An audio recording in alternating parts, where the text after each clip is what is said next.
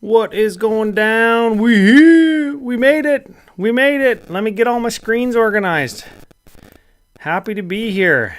I hope that we're good to go. I see a few people in the chat already. We're just gonna keep letting it fill up because I was a little bit late getting going and getting everything posted today. Just got off the lawnmower again. You can see my eyeballs if you're watching on YouTube. If you should, or because you should be. I had to do the Brando thing there. You can see my eyeballs are like all red.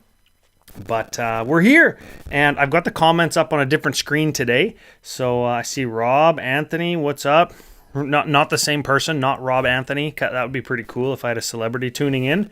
But we're here, Commander Cookout live stream, Lord of the Rings number 8. We've got the whole set as of today, and we're going to finish looking at previews. I'm still doing like the top-down thing. I'm still doing the classic thing where we're looking at the cards and we're looking at like the what we got from the story, and the themes are taking a back seat. The lessons, the deeper stuff, all of that's taking a back seat because we're still looking at the cards and the abilities and the art and kind of the names, the top-down-ness of it. So if you're here for the first time, or if you're listening to the show for the first time, once it hits the podcast feed, welcome.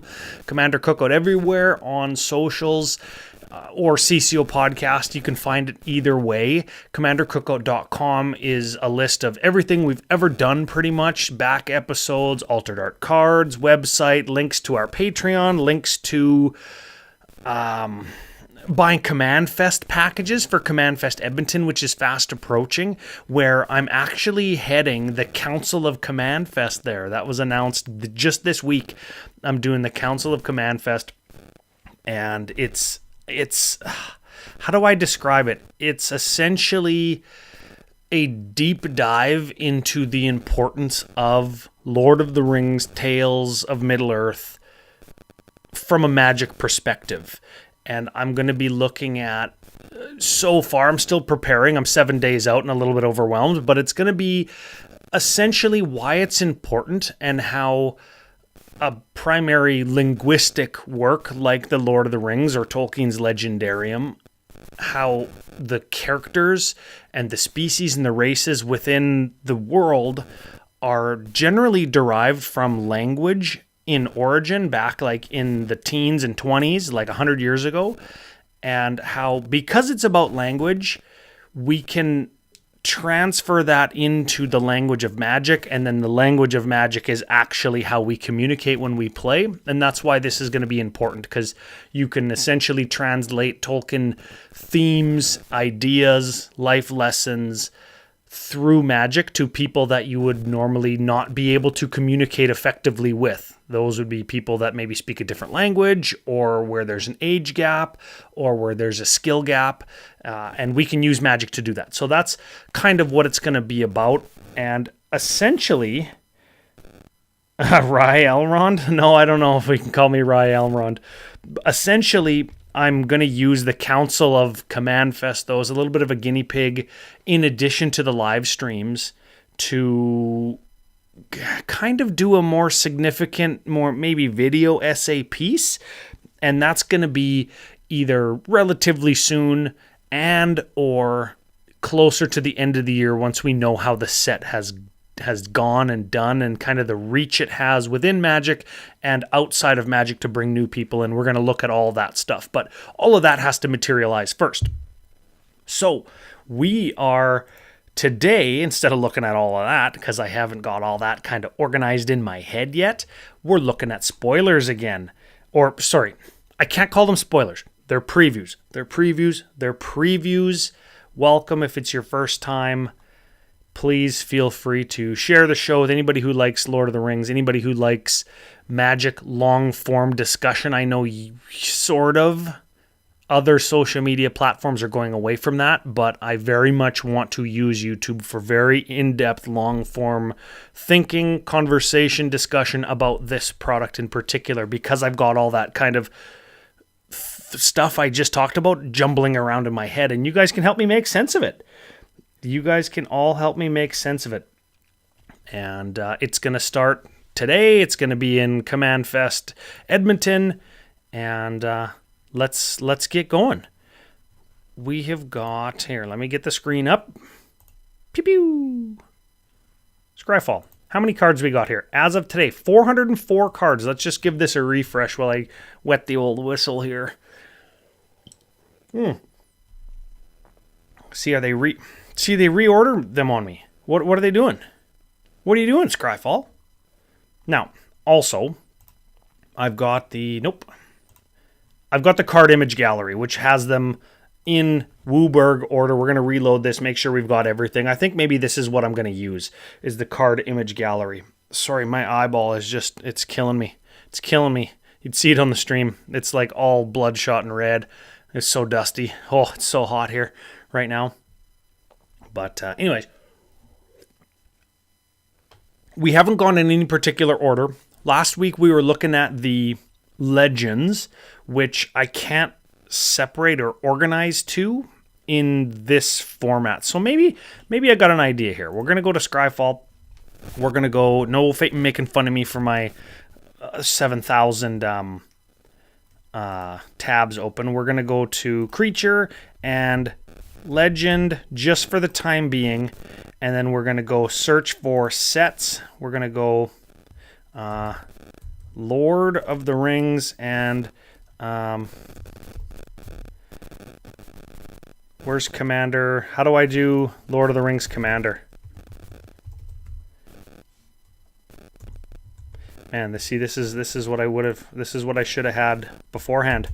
Hey?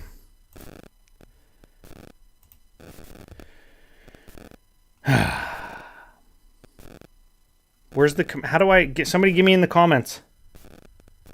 Organized by spoiler date.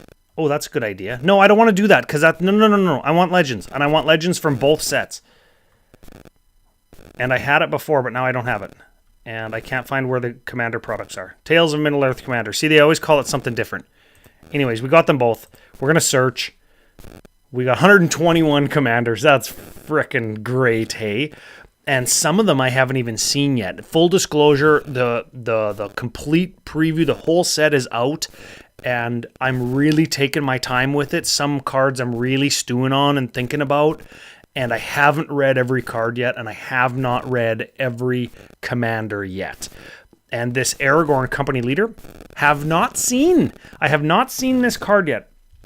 And I'm excited to look at it for the first time ever. Okay, so we've got Aragorn. He's in a boat from Lothlorien. And he's got, in Aragorn's boat specifically, Frodo and Sam were in his boat. I think that he sat at the back and Sam was at the front. Frodo was in the middle. But of course, that doesn't make very much sense for the card. When you want to depict it from this angle, you would have Aragorn at the front.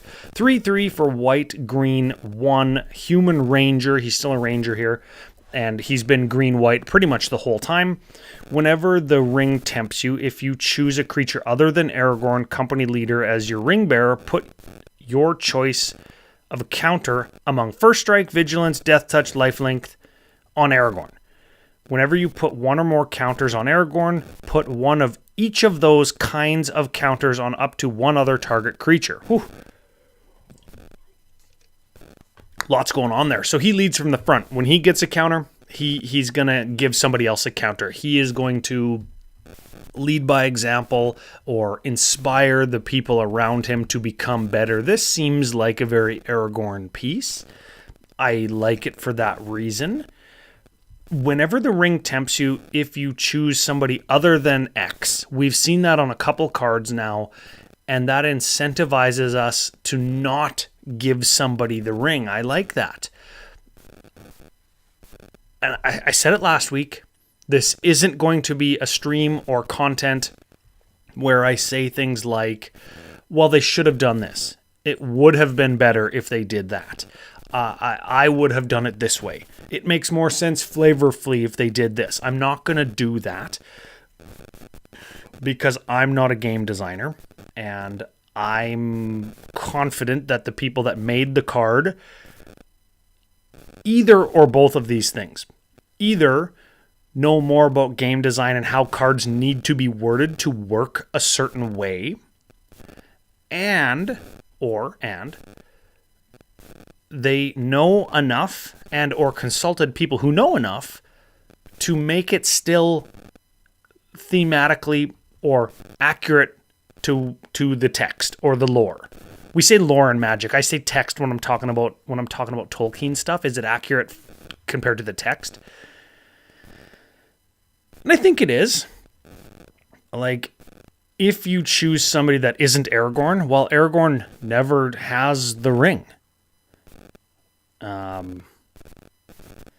Whenever the ring tempts you, you can do something. So if somebody else has the ring and is continuously tempted by it, if Aragorn doesn't have it and he's your leader, he's going to make those around him better.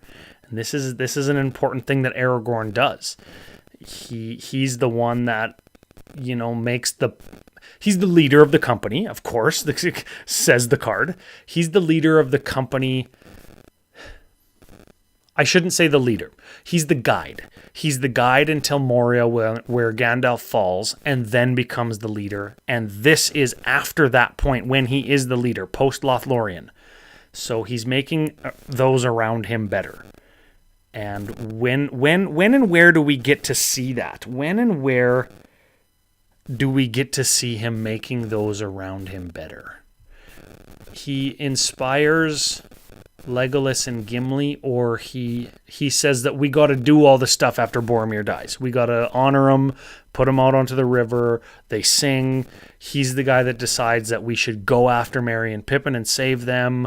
He's the one that when he whips out Andúril in front of Éomer and company when they first discover him, and he says, "I'm Aragorn, like I'm the man." Everybody around him all of a sudden sees him in kind of a different light, and they come to respect him nearly immediately. And later on in the book, Éomer even says that since the moment I saw you in the Downs when we first met, I loved you. I knew that this is one that I could follow. And I think that this card exemplifies that. I think that that's good. Yeah. And again, company leader, art time accurate in that he is the leader at this point in the story. Cool. So that's the first one I seen. That's the first time I seen that guy. And then we've got a bunch of other Aragorns, bunch of Arwens. Weaver of Hope. Hey, here's a new one. Man, yeah, here's the thing, okay? Why do all the commanders that are in teamer inclusive colors have more than one colored pip? You know how many of these I could try to squeeze into Animar? I've got this thing where I'm doing one card from Tales of Middle-earth in every single one of my decks. And I haven't found it yet for Animar. The closest I've come is the Birds of Paradise, which is just an art swap and a flavor text swap. And all the legends and all the cards that I want are either not teamer inclusive or have double or more pips. So let's read Arwen. I haven't seen this one. Another new one. Elf Noble, 2/1 for green 1. And each other creature you control enters the battlefield with a number of +1/+1 counters on it equal to Arwen Weaver of Hope's toughness. Well, that would be pretty good in Animar, wouldn't it? He enters the battlefield as a 2/2 that with a +1/+1 counter on it, thereby kind of already paying for one of what he gives you. That's pretty good. Now, let's read the old flavor text. Aragorn didn't have flavor text. It says, "From afar, Arwen watched over Aragorn, and in hope she made for him a great kingly standard." Ooh. I wonder if... It doesn't sound like it's from the book. Let's see. And in hope she made for him a great kingly standard. I got my e-text here, because of course I do. Let's go a little Control F here. I don't think we're going to come up with anything for that. Nope. Oh, man, I copied. Okay, let's see. Kingly standard. Let's read what we can find about it, because I know that that's going to hit. Come on. Frick. Can't just search one word. Oh, here we go. There we go. Okay. Oh, Appendix A. It's not in the book proper. It's in the appendix, which they're licensed to do. Okay, so it stood afterwards between Elrond and Aragorn, and they spoke no more of this matter. But Aragorn went forth again to danger and toil, and while the world darkened and fear fell on Middle-earth, as the power of Sauron grew, and the Barad-dûr rose